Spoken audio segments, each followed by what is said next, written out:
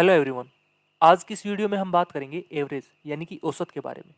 ठीक है, वो क्वेश्चंस डिस्कस करेंगे जो एग्जाम में हमसे पूछे जाते हैं और जो क्वेश्चंस का जो लेवल है वो पहले थोड़ा सा लो रहेगा, उसके बाद क्वेश्चन बाय क्वेश्चन इंक्रीज होता जाएगा। ठीक है, तो चलिए स्टार्ट करते हैं बिना किसी देरी के। ओके, पहला क्वेश्चन क्या है यहाँ पर? पहला है 47 क्रमागत संख्याओं का औसत 78 है, इनमें से सबसे बड़ी संख्या क्या है? यानी कि जो एवरेज है 47 कंजुकेटिव नंबर्स की वो दे रखी है 78 और हमसे लार्जेस्ट नंबर यहाँ पर पूछा गया है। ठीक है, तो इससे पहले मैं एक लॉजिक यहाँ पर समझाना चाहूंगा, उसको ध्यान से समझना। मान लो हमारे पास सिर्फ 5 संख्याएं हैं। कौन कौन सी है? 1, 2, 3, 4 और 5। 5 संख्याएं हैं और हमसे पूछ लिया जाए कि इन संख्याओं का जो एवरेज है, औसत है, वो क्या होगा। तो हम क्या कर सकते हैं? देखो, अगर हम इन तीनों सभी पांचों संख्याओं को ऐड करें तो कितना बनेगा? देखो, 5 और 4 9, 9 और 3 12, 12 2 14 और 1 15। टोटल कितने बने? 15। और टोटल संख्याएं कितनी है? 5 है। तो हम क्या करते हैं? 5 से इसको डिवाइड कर देते हैं और आ जाता है हमारे पास कितना? 3। ठीक है, एक तो है ये वाला तरीका। दूसरा तरीका यहाँ पर क्या है कि हमने यहाँ पर देखा कि टोटल यहाँ पर कितने नंबर है? 5 है और सारे के सारे लगातार है यानी कि कंजुकेटिव है। ठीक है, तो हम डायरेक्ट यहाँ से बोल सकते हैं कि जो बिल्कुल मिडिल वाला नंबर होगा वो हमारे पास क्या होगा? एवरेज होगा, औसत होगा। ठीक है, या तो हम इस तरीके से निकालें या फिर हम डायरेक्ट ये बोले कि जो बिल्कुल मिडिल वाला नंबर है वो हमारे पास क्या होगा? एवरेज होगा। ठीक है, तो बिल्कुल सेम यहां पर हम लगाने वाले हैं। अब देखो, इसी संख्या में सॉरी इसी वाले में अगर ये पूछ लिया जाए कि बताओ हमारे पास सबसे बड़ी नंबर क्या है, सबसे बड़ा नंबर क्या है, तो हमारे पास पता है कि एवरेज क्या है? 3 है। इसके इस साइड कितने नंबर है? 2 नंबर है। और इस साइड भी कितने नंबर है? 2 नंबर है। तो जब सबसे बड़ा वाला पूछा गया है तो 3 तो क्या हो गया? एवरेज हो गया, बिल्कुल मिडिल वाला हो गया। तो उसमें 2 और ऐड कर देंगे तो सबसे बड़ा वाला नंबर हमारे पास कितना आ गया? 5 आ गया। सबसे छोटा वाला नंबर पूछ लिया जाता तो क्या करते? इधर कितने हैं? 2 नंबर है, तो 3 माइनस 2 कितना बना? 1। तो सबसे छोटा वाला नंबर आ गया 1। इसी लॉजिक का हम यहाँ पर यूज करने वाले हैं, देखना। ठीक है, अब देखो हमारे पास 47 क्रमागत संख्याएं हैं, 47। तो हमने माना ये वाली हमारी पहली संख्या है, उसके बाद दूसरी, इस तरीके से चलते गए और लास्ट में हमारे पास कौन सी आ गई? 47वीं संख्या यहाँ पर आ गई। जब हमने इन सभी का सम किया तो जो एवरेज है हमारे पास कितना आया है? 78 आया है। ठीक है, एवरेज कितना है? 78 है। यानी कि हम कह सकते हैं कि टोटल कितनी है? 47। तो 23 संख्याएं इस साइड होंगी और 23 संख्याएं इस साइड होंगी। बीच में कौन सी हो गई? 24वीं संख्या। और जो 24वीं संख्या है वो कितनी है? 78 है ना? क्योंकि एवरेज क्या होता है? बिल्कुल बीच वाला नंबर। तो बिल्कुल बीच वाला नंबर कौन सा है? 24वां नंबर। 23 संख्याएं इसके इस साइड है और 23 संख्याएं इसके इस साइड है। टोटल कितनी है? 47, है ना? सबसे बड़ी वाली संख्या हमसे पूछी गई है तो बीच वाली कौन सी है? 78। और इसके इस साइड कितने नंबर है? 23। तो डायरेक्ट हम क्या कर देंगे? 23 इसमें ऐड कर देंगे, वही हमारा क्या आ जाएगा? सबसे बड़ा वाला नंबर आ जाएगा। तो जब 78 में 23 ऐड करेंगे तो कितना बनेगा? 101। ये हमारा क्या रहेगा? Right answer. तो सबसे बड़ी वाली संख्या क्या है? 101। ऑप्शन बी क्या रहेगा इसका? राइट आंसर रहेगा। ठीक है, चलिए अगला क्वेश्चन देखते हैं।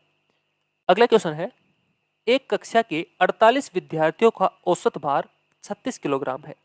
यदि शिक्षक और सिद्धांत के भार को, सिद्धांत यहाँ पर एक प्रिंसिपल है, ठीक है, ये हिंदी में जब ट्रांसलेट किया है तो थोड़ा सा अलग तरीके से बन गया है। तो ये जो प्रिंसिपल है, स्कूल वाला प्रिंसिपल, आप समझ सकते हैं। एक शिक्षक और प्रिंसिपल के भार को जब शामिल किया गया तो जो औसत है, एवरेज है, वो कितनी आई? 36.76 किलोग्राम आती है। ठीक है, तो हमसे पूछा है शिक्षक और प्रिंसिपल के वजन का योग हमें ज्ञात करना है, उनका जो सम है वो यहाँ पर फाइंड करना है। तो टोटल विद्यार्थी कितने हैं? 48 और उनका औसत भार कितना है? 36 है। तो हम 48 की 36 से मल्टीप्लाई कर देंगे तो टोटल वेट आ जाएगा इनका। ठीक है, अब 48 को 36 से हम मल्टीप्लाई कैसे कर सकते हैं? हम 48 को मान सकते हैं 50। ठीक है, 50 मान लेंगे तो 36 को जब 50 से मल्टीप्लाई करेंगे तो हम डायरेक्ट लिख सकते हैं 3600/2। तो यहाँ से आ गया 1800 और 1800 आने के बाद -2, है ना? क्योंकि 50 -2 तो 2 से फिर मल्टीप्लाई करेंगे 36 की तो -72 इसमें से कर देंगे तो कितना आ जाएगा? देखो 8 और 9 से 7 गया 2, 7 1। तो इनका जो सम आया है वो कितना आया है 1728, 1728 किलोग्राम इनका क्या आया है, वेट आया है। ठीक है, उसके बाद क्या हुआ कि दो और आ गए, कौन, एक तो शिक्षक और एक प्रिंसिपल। जब वो ऐड होते हैं तो जो औसत है वो 36.76 हो जाती है। तो अब हमारे पास टोटल कितने हो गए, 50 हो गए। पहले तो 48 थे, अब दो और आ गए हैं, कौन, एक शिक्षक और एक प्रिंसिपल, और उनका जो औसत है वो कितना हो गया है 36.76 हो गया है। अब 50 की मल्टीप्लाई इससे करनी है, तो 50 को जब हम मल्टीप्लाई करते हैं तो हम क्या कर सकते हैं, 100 डिवाइड बाई 2 कर सकते हैं। जब 100 से इसको मल्टीप्लाई करेंगे तो कितना बनेगा ये 3676। ठीक है, इसको सिर्फ 2 से डिवाइड करना है, डायरेक्ट डिवाइड कर दो। ये कितना आ गया 18 और ये 36, सॉरी 38। ठीक है, 18 और 38। अब इनका डिफरेंस कितना है देखो, 8 से 8 गया 0, 3 से 2 गया 1 और 8 से 7 गया 1, 110 किलोग्राम।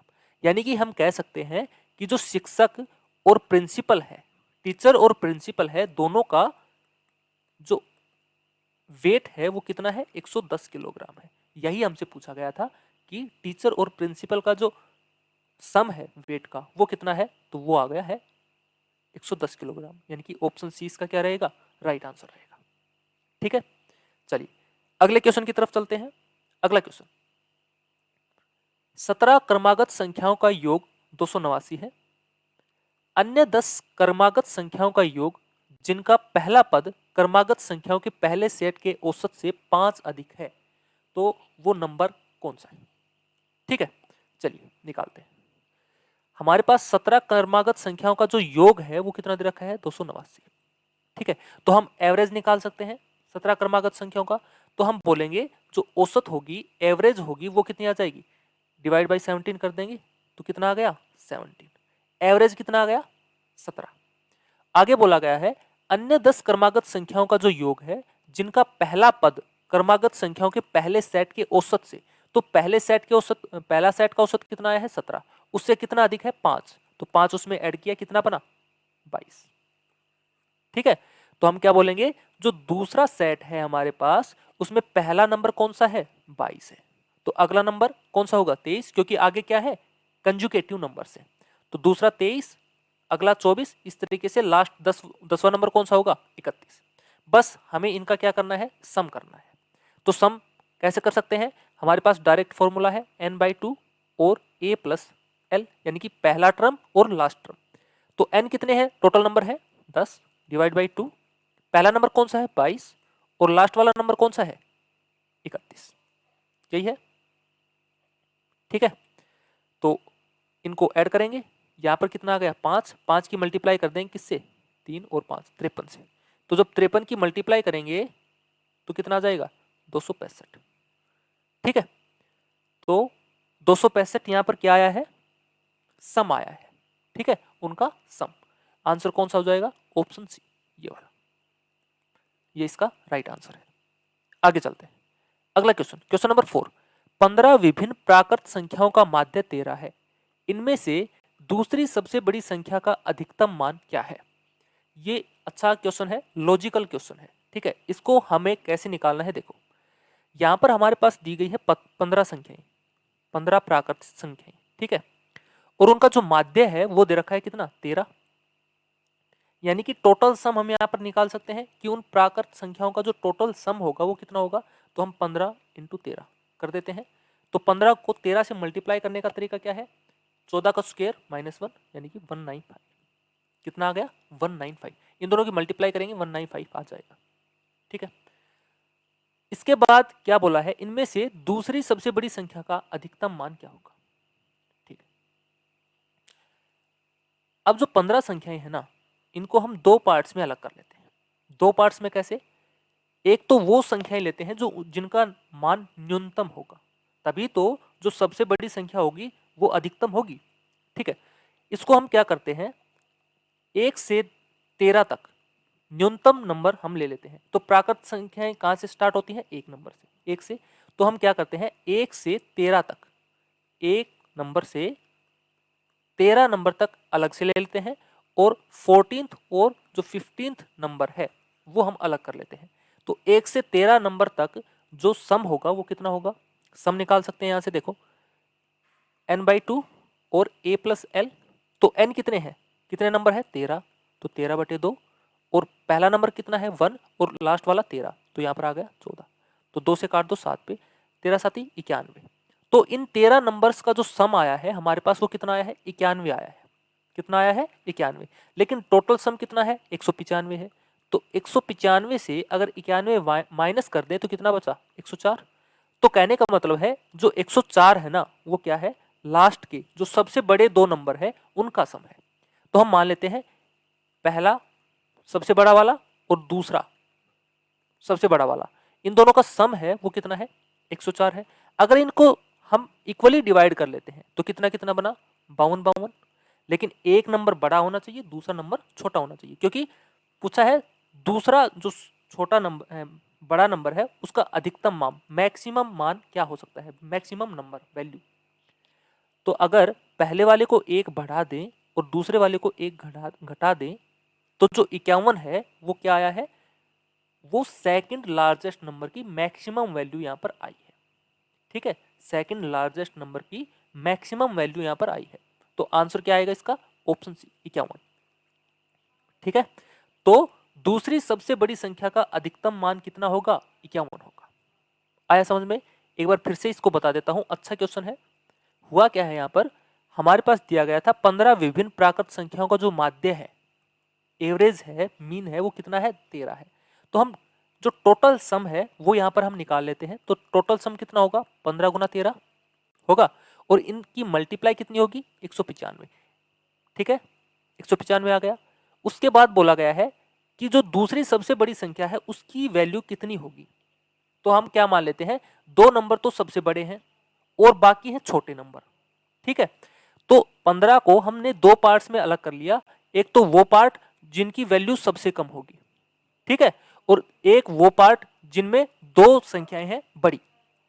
तो प्राकृत संख्याओं की बात हुई है, यानी कि नेचुरल नंबर्स की यहां पर बात हुई है। तो नेचुरल नंबर्स कहां से स्टार्ट होते हैं 1 से, तो हमें न्यूनतम वैल्यू लेनी है, तभी तो जो बड़े वाले हैं उनकी मैक्सिमम वैल्यू आएगी। ठीक है, तो हमने क्या मान लिया, एक से यहां पर स्टार्ट किया, 1 2 3 और लास्ट में कितने 13 तक, ये तो है न्यूनतम, और जो बचेंगे वो क्या होंगे मैक्सिमम।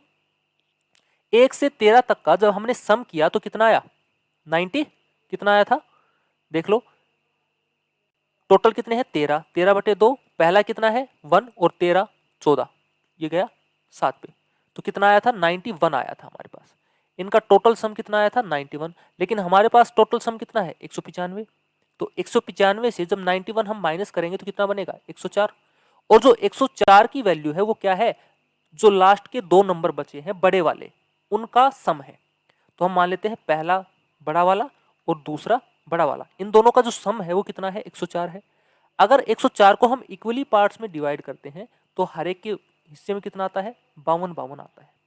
लेकिन पूछा गया है कि जो दूसरी सबसे बड़ी संख्या है उसका मैक्सिमम वैल्यू होना चाहिए। अब ये तो इनमें तो दोनों सेम हो गया, हमें एक बड़ी करनी है एक छोटी संख्या करनी है, तो हम क्या करेंगे पहली वाली में एक ऐड कर देंगे, यानी कि सबसे बड़ी है उसमें एक ऐड कर दिया, इसमें से एक माइनस कर दिया। ठीक है, तब भी इनका जो वैल्यू है कितना आया 104। तो हम क्या बोलेंगे, जो सेकंड लार्जेस्ट नंबर है उसका जो मैक्सिमम वैल्यू है वो कितना होगा 51। ऑप्शन सी इसका रहेगा राइट आंसर। ठीक है, काफी अच्छा क्वेश्चन था ये। चलिए अगला question, question number 5। Question number 5 में क्या बोला है, सोनू, हरि और गोविंद की आयु का औसत 30 वर्ष है। यदि उनकी आयु क्रम से 4:5:6 के अनुपात में है तो सोनू और गोविंद की आयु के बीच का अंतर क्या होगा। ठीक है, यहाँ पर तीन आदमी है, कौन कौन, एक तो है सोनू, दूसरा है हरि और तीसरा है गोविंद, और उनकी जो औसत है वो कितनी दे रखी है 30, यानी कि टोटल आयु हम निकाल सकते हैं। टोटल कितने हैं 3, तो 3 से मल्टीप्लाई कर देंगे, कितना आ गया 90।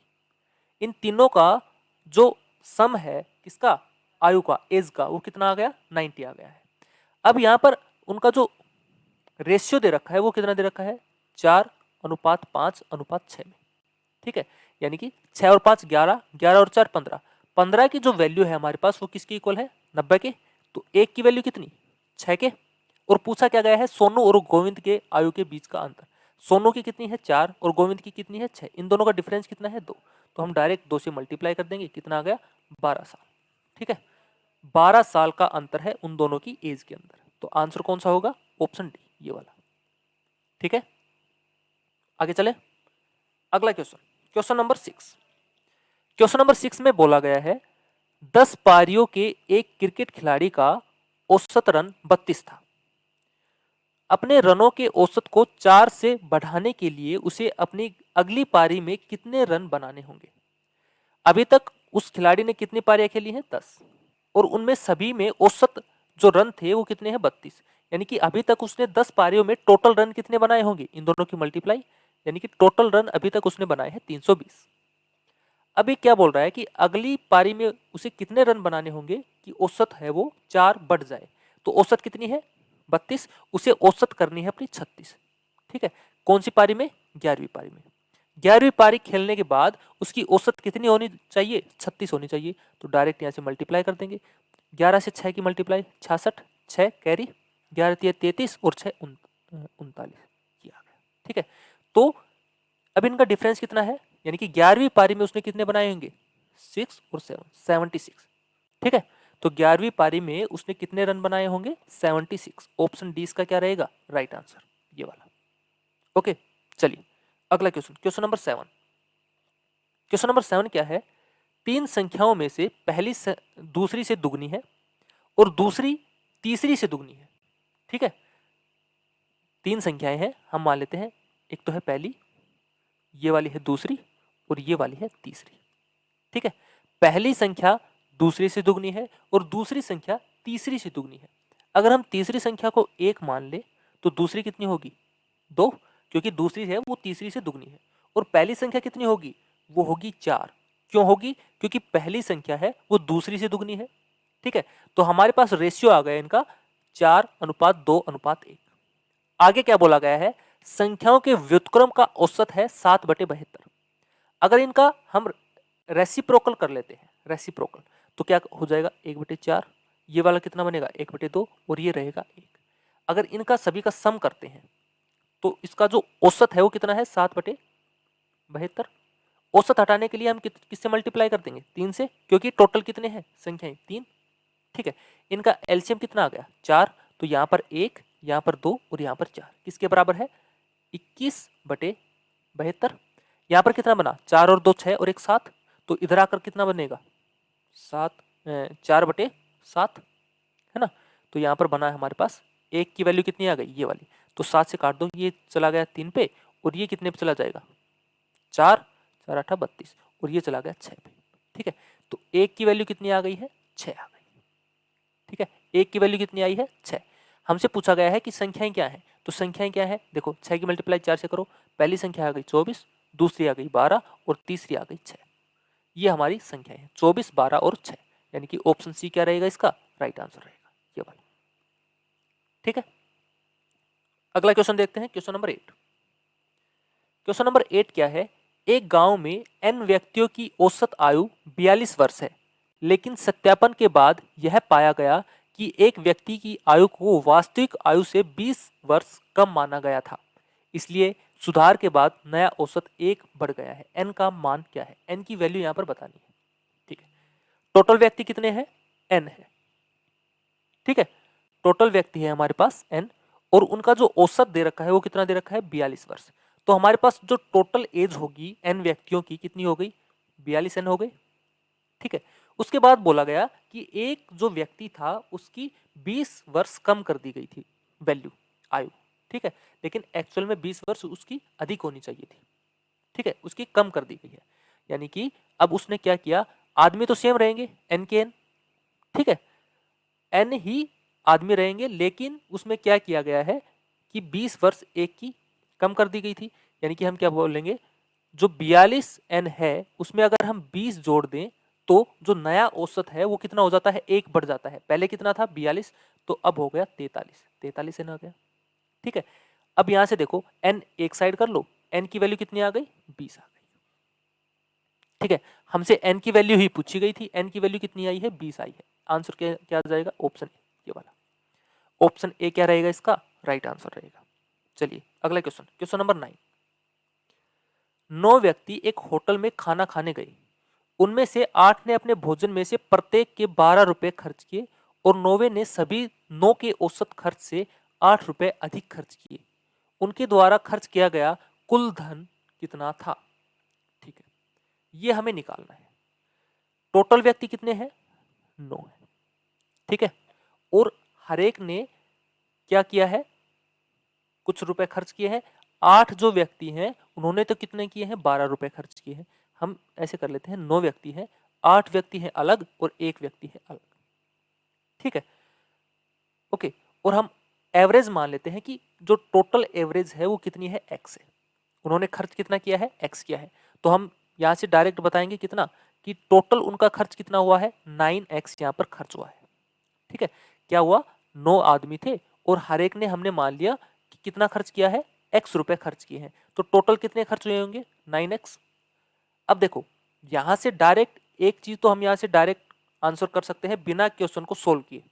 कैसे करेंगे? देखो, पूछा क्या गया है? उनके द्वारा खर्च किया गया कुल धन। तो जो खर्च किया गया कुल धन होगा वो 9 का मल्टीपल होगा। होगा कि नहीं होगा? बताओ। क्योंकि टोटल व्यक्ति कितने हैं? 9, और उन्होंने खर्च किया है, तो जो आंसर होगा वो 9 का मल्टीपल ही होगा। अब हमें सिर्फ ऑप्शन देखने हैं कि कौन सा ऑप्शन 9 का मल्टीपल है।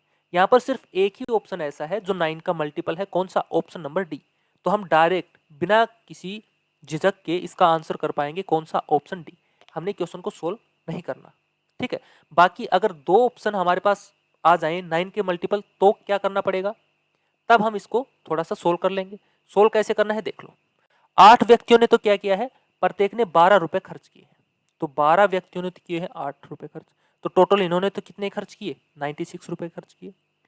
और जो 9वां व्यक्ति था उसने क्या किया? सभी 9 व्यक्तियों ने जितने खर्च किए ना, उससे 8 रुपए अधिक करे। तो हमने क्या माना था? सभी व्यक्तियों ने टोटल खर्च कितने किए होंगे? प्रत्येक ने x रुपए खर्च किए होंगे। तो ये 9वां व्यक्ति कितना खर्च करेगा? x plus 8। ठीक है, 9वां व्यक्ति कितने खर्च करेगा? x प्लस 8 करेगा। तो ये टोटल कितना हो गया? देखो, 96 रुपए तो इन्होंने किए और x प्लस 8 किया इस 9वें व्यक्ति ने। तो टोटल खर्च कितना हो गया? 9x हो गया। हो गया। अब देखो, x एक साइड ले जाओ और ये एक साइड। 96 में 8 जोड़ेंगे कितना? 104। और इधर आ गया 8x। x की वैल्यू कितनी आ जाएगी? x की वैल्यू आ जाएगी 104/8। ठीक है, x की वैल्यू कितनी आ गई? 13 आ गई। और हमें क्या निकालना था? टोटल खर्च। तो टोटल खर्च हमारे पास कितना था? 9x। तो 9 की मल्टीप्लाई किससे? 13 से। कितना आ गया? 117। आंसर कौन सा आ गया? ऑप्शन नंबर डी, ये वाला। ठीक है, अगला question, question number 10। The average age of a husband and a wife was 23 when they were married 5 years ago. The average age of the husband, the wife and a child who was born during the interval is 20 years now. How old is the child was? ठीक है, average as they रखी है husband और wife की कितनी? 23 साल। कब दी थी? ये 23 साल कब है? जो 5 साल पहले क्या हुई थी? उनकी शादी हुई थी। ठीक है, हम क्या करते हैं, एक तो है हस्बैंड और एक है वाइफ। उनकी जो एज है, एवरेज एज कितनी है? 23। यानी कि एवरेज एज को हम हटाएंगे, टोटल एज कितनी होगी? 46 साल। लेकिन ये 46 साल कब थी? 5 साल पहले थी। तो 5 साल बाद दोनों की एज 5-5 ईयर बढ़ी होगी। तो प्रेजेंट एज कितनी हुई होगी? वर्तमान एज 10 साल इसमें जोड़ देंगे। वर्तमान एज हुई होगी उनकी कितनी? 56 साल। ठीक है, उसके बाद क्या बोला है? जो हस्बैंड है, वाइफ है और चाइल्ड है, इन तीनों का जो एवरेज है फिलहाल अब कितना है? 20 साल है। तो husband plus wife plus child, उनका एवरेज कितना है? 20। तो टोटल कितना हो जाएगा? 20 गुना 3 60 हो जाएगा। हमें निकालना है चाइल्ड का। देखो, हस्बैंड और वाइफ का कितना है? 56। तो 56 यहां पर रख देंगे। 56 प्लस चाइल्ड कितना? 60। और चाइल्ड आ गया 4। ठीक है, तो हम क्या बोलेंगे? चाइल्ड की जो वर्तमान एज है, प्रेजेंट एज है, वो कितनी है? 4 साल। Option C. ठीक है, अगला क्वेश्चन, क्वेश्चन नंबर 11। 17 परिणामों का औसत 60 है। यदि पहले 9 परिणामों का औसत 57 है और अंतिम 9 परिणामों का औसत 65 है, तो 9वें परिणाम का मूल्य क्या होगा? ठीक है, 17 परिणामों का मूल्य कितना है? औसत सॉरी कितना है? 60 है। तो टोटल कितना हो जाएगा? ठीक है, 17 छक्के 102। टोटल कितना हो गया? 1020। अब पहले 9 परिणामों का औसत कितना दे रखा है? पहले 9 परिणामों का दे रखा है 57, तो 57 को मल्टीप्लाई कर लेंगे, 9 7 63, 45 और 6 51, 513 हो गया। दूसरा क्या है, अगले 9 परिणामों का औसत दे रखा है 65, तो इसको 65 से मल्टीप्लाई कर लेंगे, 9 पंजो 45, 2 छक्के 54, 54 और 5 59, 595 हो गया। दोनों को ऐड करेंगे तो कितना बनेगा, 8 0 5 5 10 और 1 11, यही बना। अब 1108 से 1022 हम 1020 हम माइनस कर देंगे, कितना बनेगा, देखो 0 और 10 से 2 गया 8, कहीं गलती तो नहीं कर दी है, ठीक है।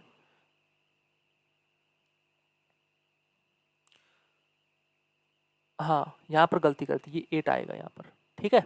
यहाँ पर कितना आएगा, 8 आएगा। ऐड करने में थोड़ा सा 8 9 और 0। अब इसमें से जब 1020 हम यहाँ पर घटाएंगे तो कितना बनेगा, 78। तो यहाँ पर जो परिणाम होगा, नौवां परिणाम, वो कौन सा हो जाएगा, 78। ऑप्शन सी क्या रहेगा इसका राइट आंसर रहेगा। ओके, तो ये कुछ क्वेश्चंस थे, और जो क्वेश्चन नंबर 12 है ये आपका होमवर्क है, ठीक है। इसको आपको खुद से ट्राई करना है, और जो भी आंसर होगा वो आपको कमेंट करके बताना है, ठीक है।